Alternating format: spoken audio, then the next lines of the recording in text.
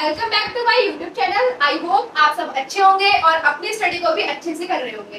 सबसे पहले मैं आपसे सॉरी कहना चाहती हूँ क्योंकि कुछ दिनों से मेरे यूट्यूब चैनल पे वीडियोस नहीं आ पा रही थी, चाहे वो चैलेंजेस वीडियो हो चाहे वो हमारी लेक्चर वीडियोस हो। So I am really sorry because मेरे कुछ पर्सनल इश्यू थे इसलिए नहीं आ पा रही थी। लेकिन आज से रेगुलर बेसिस पे आपके चैलेंजेस वीडियो स्टार्ट हो जाएंगे शाम को 9 बजे, यानी आज रात 9 बजे मैं चैलेंज वीडियो डाल दूंगी, ठीक है। और आज के लेक्चर जो हमारा है बैंकिंग चैप्टर 6 पार्ट 2, ठीक है। जो हमारा चैप्टर 6 है बैंकिंग को हम पार्ट 3 तक कवर करेंगे। पार्ट 1 हमने कवर कर चुके हैं जिसमें हमने पढ़ा था कमर्शियल बैंक क्या होता है, ठीक है।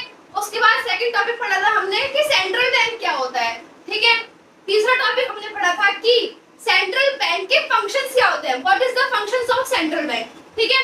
अब आज की इस वीडियो में हम पढ़ेंगे कि जो हमारा क्रेडिट कंट्रोल इंस्ट्रूमेंट यानी कि साख के नियंत्रण के उपाय जो हमारा केंद्रीय बैंक है, ठीक है, उसका हमने एक वर्ग पढ़ा था साख का नियंत्रण यानी कि कंट्रोल ऑफ क्रेडिट, कि वो कैसे कैसे कंट्रोल करता है क्रेडिट को, ठीक है। सो आज की इस वीडियो में हम यही पढ़ने वाले हैं कि साख के नियंत्रण के उपाय किस किस माध्यम से वो करता है कंट्रोल, ठीक है।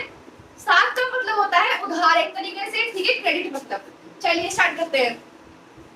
ये दो तरीके का होता है, पहला होता है हमारा मात्रात्मक जिसे हम इंग्लिश में बोलेंगे क्वांटिटेटिव, और दूसरा होता है हमारा गुणात्मक जिसे हम इंग्लिश में बोलेंगे क्वालिटेटिव इंस्ट्रूमेंट, ठीक है। यानी जो हमारा केंद्रीय बैंक है दो तरीकों से करता है, ठीक है। तो सबसे पहले हम स्टार्ट करते हैं। इसमें हमारे 6 है क्वांटिटेटिव में, ठीक है। पहला है हमारा बैंक दर, दूसरा है हमारा रेपो रेट, तीसरा है हमारा विपरीत रेपो दर यानी जिसे कहेंगे रिवर्स रेपो रेट, फोर्थ हमारा नकद आरक्षित अनुपात कैश रिजर्व रेशियो, पांचवा वैधानिक तरलता अनुपात जिसे हम इंग्लिश में बोलते हैं स्टैच्यूरी लिक्विड रेशियो, इसको छठा है हमारा खुले बाजार की प्रतिक्रियाएं ओपन मार्केट ऑपरेशन, ठीक है। अब हम स्टार्ट करते हैं गुणात्मक उपाय जिसे हम कहते हैं क्वालिटेटिव यानी कि क्वालिटेटिव कैसे करता है। तो इसमें हमारे 3 है। पहला है सीमांत आवश्यकता मार्जिनल रिक्वायरमेंट, सेकंड इज नैतिक प्रभाव मोरल सिचुएशन, थर्ड इज साख की राशनिंग ऑफ क्रेडिट। ये टोटल हमारे कितने हैं, 6 ये हैं, 3 ये है, ठीक है। टोटल कितने हो गए, 9। बेटा ये बहुत ही इंपॉर्टेंट है पेपर के पॉइंट ऑफ व्यू से। चलिए अब शुरू करते हैं एक एक करके पढ़ना, ठीक है। सबसे पहले पढ़ते हैं हम बैंक रेट होती, ठीक है। बैंक रेट समझते हैं होती क्या है। सबसे पहले bank rate is the rate of interest, ये क्या होती है, rate of interest at which the central bank lend the money to the commercial bank for long period, ठीक है। इसे हमने इंग्लिश में देख लिया, एक बार हिंदी में समझते हैं। बैंक दर वह दर होती है जिस दर पर केंद्रीय बैंक व्यापारिक बैंकों को एक लंबे समय के लिए a long time of a period ऋण देता है। समझ में आया? इसका मतलब बैंक दर वह दर होती है जिस दर पर केंद्रीय बैंक मतलब कौन था हमारा आरबीआई जो होता है वो एक लंबे समय के लिए सेंट्रल बैंक को ऋण प्रदान करता है, उसी को हम कहते हैं बैंक दर, ठीक है। और जो व्यापारिक बैंक होता है वो पब्लिक को जब ऋण देता है तो उसे देते हैं रेट ऑफ इंटरेस्ट, ठीक है बच्चों। आई होप इसके बीच का डिफरेंस समझ में आ गया होगा। अब आप सोच रहे होंगे कि ये अर्थव्यवस्था यानी इकोनॉमी में कैसे क्रेडिट कंट्रोल करता है, यानी कि कैसे साख का नियंत्रण करता है, ये बैंक दर कैसे काम आती है, समझाते हैं कैसे काम आती है। तो आप नीचे देख रहे होंगे यहाँ लिखा है एक्सेस डिमांड और डेफिसिट डिमांड, जिसे हम हिंदी में कहते हैं अधिमांग, ठीक है, और इसको कहते हैं न्यून मांग, ठीक है बच्चों। हमारी इकोनॉमी में 2 टाइप्स की प्रॉब्लम क्रिएट होती है, या तो मांग यानी डिमांड अधिक हो जाएगी या तो हमारी जो डिमांड है कम हो जाएगी, ठीक है। तो सबसे पहले पढ़ते हैं एक्सेस डिमांड में ये कैसे काम करता है, ठीक है। तो देखो जब हमारी इकोनॉमी में एक्सेस डिमांड की प्रॉब्लम होती है तो सेंट्रल बैंक क्या करता है, तो सेंट्रल बैंक जो हमारी बैंक रेट ऑफ इंटरेस्ट इसको इंक्रीज कर देता है जिससे कि जो हमारे कमर्शियल बैंक है वो भी अपने रेट ऑफ इंटरेस्ट को इंक्रीज कर देंगे, जिससे हमारा जो लोन है महंगा हो जाएगा और जो पब्लिक होगी वो एक तरीके से ऋण कम लेगी और इससे हमारे जो इकोनॉमी में एक तरीके से जो प्रॉब्लम चल रही थी वो थोड़ी कंट्रोल कर सकेंगे। आई होप आपको ये क्लियर हो गया होगा, नहीं हुआ होगा तो मैं दोबारा से आपको बता दूंगी, आप कमेंट कर दीजिएगा, ठीक है। और डेफिसिट डिमांड में क्या होता है, न्यून मांग, यानी कि लोगों के पास जेब में पैसा ही नहीं है खर्च करने के लिए। तो इसमें केंद्रीय बैंक क्या करता है, इसमें केंद्रीय बैंक जो हमारी जो रेट ऑफ इंटरेस्ट है उसको क्या कहता है, कम कर देता है, कम कर देगा, जिससे कि जो व्यापारिक बैंक है वो भी रेट ऑफ इंटरेस्ट को कम कर देंगे, जिससे हमारा जो लोन है सस्ता हो जाएगा। सस्ता हो जाएगा तो जो लोग बाग हैं वो आसानी से लोन को ले सकेंगे और अपनी डिमांड को एक तरीके से बैलेंस कर सकेंगे, ठीक है। तो ये इसका वो है, ठीक है। अब एक और बनता है हमारा रेपो रेट, ठीक है। बैंक रेट और रेपो रेट दोनों। सेकंड हमारा है रेपो रेट। रेपो रेट होती क्या है, रेपो रेट और बैंक रेट में बिल्कुल माइनर सा डिफरेंस है। डिफरेंस क्या है, जो बैंक रेट होती है हमारी एक लॉन्ग टाइम के लिए होती है, बट जो रेपो रेट है वो शॉर्ट टाइम के लिए होती है। This is the minor difference between repo rate and bank rate. I hope आपको क्लियर हो गया होगा, ठीक है। थर्ड करते हैं हम स्टार्ट, इसका नाम है कैश रिजर्व रेशियो, जिसे हम हिंदी में कहते हैं नकद आरक्षित अनुपात। ये होता क्या है, नकद आरक्षित अनुपात जिसे बोलते हैं कैश रिजर्व रेशियो। इसमें जो हमारा केंद्रीय बैंक होता है, केंद्रीय बैंक बोले तो सुप्रीम, जिसे एपेक्स, कौन है हमारा केंद्रीय बैंक, आरबीआई, इसकी दर को निर्धारित करता है। इसकी दर जो होती है निर्धारित करता है कौन, हमारा केंद्रीय बैंक। इसमें केंद्रीय बैंक ये कहता है कि व्यापारिक बैंकों को आपके पास जितने भी कुल जमाएं हैं, टोटल डिमांड डिपॉजिट जितनी भी हैं, उसमें से कुछ न्यूनतम प्रतिशत आपको मुझे डिपॉजिट करना होगा। This is called cash reserve ratio. I hope आपको क्लियर हो गया होगा, ये मैंने इजी वर्ड्स में समझाया है, आप समझते हैं हम इसको डेफिनेशन से ये होता है। It may be defined as the minimum percentage, मैंने बताया न्यूनतम प्रतिशत, यानी कि minimum percentage of the total deposit, of the total deposit of a commercial bank, यानी कि कमर्शियल बैंक के पास जितना भी डिपॉजिट है उसमें से minimum percentage which it has to keep with the central bank in the form of cash reserve, यानी एक तरीके से कैश रिजर्व के रूप में बनाए रखना होता है, यानी देना होता है बैंक को। हिंदी में देख लेते हैं एक बार। CRR वह दर होती है जिससे केंद्रीय बैंक द्वारा निर्धारित किया जाता है सभी व्यापारिक बैंकों को अपनी कुल मांग जमाओं से कुछ न्यूनतम प्राप्ति बैंक को दिया जाता है, ठीक है। कुल मिला के व्यापारिक बैंक पे जितना भी डिमांड डिपॉजिट है, जितना भी, उसमें से न्यूनतम मिनिमम परसेंटेज किसको देना होता है, हमको केंद्रीय बैंक को। अब आप कहोगे ये एक्सेस डिमांड और डेफिसिट डिमांड में कैसे काम करता है, तो मान लीजिए हमारी इकोनॉमी में एक्सेस डिमांड की प्रॉब्लम चल रही है, तो केंद्रीय बैंक जो सेंट्रल बैंक हमारा आरबीआई है, तो वो सोच कहेगा जितने भी व्यापारिक कमर्शियल बैंक्स हैं उनको आदेश देगा कि सबसे पहले तो जो हमारा सेंट्रल बैंक है वो CRR की जो रेट है इंक्रीज कर देगा। इंक्रीज करने से क्या होगा, जितने भी कमर्शियल बैंक हैं, जितने भी कमर्शियल बैंक है उसमें जितने भी उसके पास जितनी भी डिपॉजिट होंगी, तो डिपॉजिट जितनी भी होंगी उसका परसेंटेज ज्यादा से ज्यादा किसको देना होगा, केंद्रीय बैंक को, ठीक है। तो जब ज्यादा पैसा देगा वो केंद्रीय बैंक को, तो एक तरीके से व्यापारिक बैंकों के पास, जो कमर्शियल बैंक है उनके पास पैसे कम रहेंगे, तो वो एक तरीके से जनता को उधार नहीं दे पाएंगे लेकिन बहुत कम दे पाएंगे, ठीक है। ये हमारा एक्सेस डिमांड है। डिफिसिट डिमांड में क्या है, मान लीजिए डिफिसिट डिमांड में एक तरीके से मांग कम हो रही है, यानी लोगों का पैसा नहीं है, तो क्या करेगा उसमें, जो हमारी कैश रिजर्व रेशियो है उसके रेट को डिक्रीज कर देगा। डिक्रीज करने से क्या होगा, जिससे कि जो जितने भी हमारे कमर्शियल बैंक हैं उनको अपनी डिमांड डिपॉजिट से कुछ न्यूनतम प्रतिशत यानी थोड़ा सा देना पड़ेगा, ठीक है। तो ये इसकी प्रॉब्लम सॉल्व ऐसे करेगा। अब हम पढ़ते हैं आगे। फोर्थ है स्टैच्यूटरी लिक्विडिटी रेशियो, इसे हिंदी में बोलते हैं वैधानिक तरलता अनुपात। ये होता क्या है, इसे इजी वर्ड्स में समझते हैं। ये भी CRR की तरह ही सेम है, कैश रिजर्व रेशियो की तरह। इसमें भी इन दोनों के बीच में एक छोटा सा डिफरेंस है।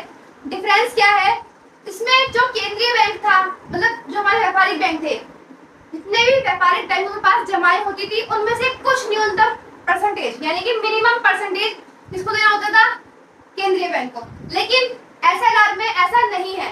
एसएलआर में ऐसा होता है, इसमें भी केंद्रीय बैंक निर्धारित करता है रेट, जो भी हमारे इसमें रेट होती है निर्धारण कौन करता है? केंद्रीय बैंक करता है। लेकिन इसमें जो हमारा कैश होता है वो हम इस बार केंद्रीय बैंक को ना देकर अपने पास बनाए रखते हैं। This is called SLR. I hope clear हो गया होगा। एक बार समझते हैं डेफिनेशन से। It refers to the minimum percentage of the total deposits of a commercial bank which it has to maintain in the form of liquid assets like cash, gold, bonds, etc. ठीक है? ये भी इसकी जो definition है similar लग रही होगी, बस छोटा सा डिफरेंस क्या है कि जो सीआरआर था उसमें जो हमारी पेमेंट होती थी हम देते थे किसको? केंद्रीय बैंक को, यानी हमारा कौन था? आरबीआई। लेकिन जो हमारा इसमें एसएलआर है इसमें देना नहीं होता, इसमें व्यापारिक बैंक होता है, अपने पास ही बनाए रखना होता है। ठीक है, हिंदी में देख लेते हैं एक बार। एसएलआर वह दर होती है जिसे केंद्रीय बैंक द्वारा निर्धारित किया जाता है, जिसमें सभी व्यापारिक बैंकों को अपनी कुल मांग जमाओं का, जितने भी हमारे टोटल डिपॉजिट्स है उसका न्यूनतम प्रतिशत भाग अपने पास सदैव बनाए रखना होता है। अपने पास यानी ये मेंटेनेंस करके रखनी ही रखनी है किसी भी हालत में। इसकी जो दर यानी इसकी जो रेट होती है कौन निर्धारण करता है? केंद्रीय बैंक। ठीक है, एक्सेस डिमांड और डेफिसिट डिमांड में कैसे काम करता है वो समझ लेते हैं एक बार। एक्सेस डिमांड में ये कैसे काम करता है? जब क्या बोलते हैं हमारे अर्थव्यवस्था में एक्सेस डिमांड की प्रॉब्लम होती है तो केंद्रीय बैंक इस रेट को क्या करता है? इंक्रीज कर देता है। इंक्रीज कर देगा जिससे एसएलआर की रेट बढ़ जाएगी। जब एसएलआर की रेट बढ़ेगी तो व्यापारिक बैंकों को अपनी जो जितनी भी मांग जमाएं हैं उसमें से जितना मतलब रेट बढ़ाएगा तो उसमें ज्यादा अपने पास बनाए रखना पड़ेगा, जिससे वो लोन कम दे पाएगा। ठीक है, और न्यून मांग में क्या होता है? जिससे जो ये हमारी एसएलआर की रेट होती है वो डिक्रीज कर देता है। डिक्रीज कर देगा तो वो लोन ज्यादा से ज्यादा दे पाएगा ताकि वो अपने पास कम बना के रख सके। ठीक है, आई होप आपको क्लियर हो गया होगा। बढ़ते हैं 5वें नंबर की ओर। 5th नंबर पे है ओपन मार्केट ऑपरेशंस, जिसे हिंदी में बोलते हैं खुले बाजार की प्रतिक्रियाएं। ये क्या होती है? तो इसमें बेसिकली होता क्या है, इसमें जो हमारा सेंट्रल बैंक और हमारा जो कमर्शियल बैंक है दोनों आपस में एक तरीके से बाइंग और सेलिंग का काम करते हैं। अब बाइंग और सेलिंग किस चीज की होती है? बाइंग एंड सेलिंग होती है हमारे गवर्नमेंट सिक्योरिटीज की। This is called open market operations. ठीक है, इजी वे में समझा दिया आपको होता क्या है। डेफिनेशन से देख लेते हैं एक बार होता क्या है। Buying and selling of government securities by the central bank to the commercial banks it known as open market operations. ठीक है, अब इसे एक बार हिंदी में देख लेते हैं। खुले बाजार की प्रतिक्रियाएं वह क्रियाएं होती हैं जिनमें केंद्रीय बैंक और व्यापारिक बैंकों के बीच सरकारी प्रतिभूतियों का क्रय तथा विक्रय किया जाता है। बेसिकली जो मैंने बताया आपको वही डेफिनेशन में लिखा हुआ है। ठीक है, अब ये जो हमारा है ओपन मार्केट ऑपरेशन, ये कैसे इकोनॉमी की जो हमारी प्रॉब्लम होती है उसको सॉल्व करता है, उसको समझते हैं। आपको बताइए, अब तक हम 5वें पॉइंट पे आ गए हैं। इससे पहले हमने 4 पॉइंट पढ़ लिए हैं, तो आपको समझ में आया क्या होगा कि हमारे इकोनॉमिक्स में कितने टाइप्स की प्रॉब्लम क्रिएट हो सकती है। 2 टाइप्स की प्रॉब्लम क्रिएट हो सकती है। First is excess demand, second is deficit demand. ठीक है, एक्सेस डिमांड में ये कैसे काम करता है?